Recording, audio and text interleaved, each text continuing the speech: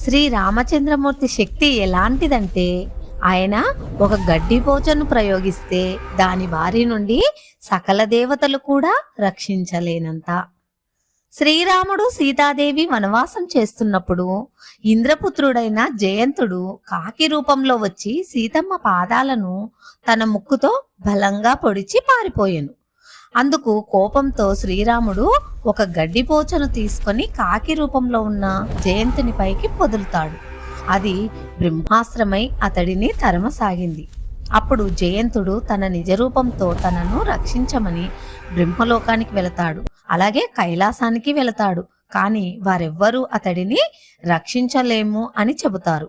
అప్పుడు నారదుడు జయంతునితో, నిన్ను ఈ బ్రహ్మాస్త్రం నుంచి ఒక్క శ్రీరామచంద్రమూర్తి తప్ప నిన్ను ఎవ్వరూ రక్షించలేరు, కావున వెళ్ళి ఆ శ్రీరామచంద్రమూర్తిని శరణు వేడుకోమని చెబుతాడు.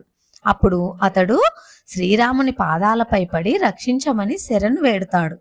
అప్పుడు శ్రీరాముడు అతనిపై దయతలచి ఏకాక్షునిగా చేసి వదిలిపెడతాడు.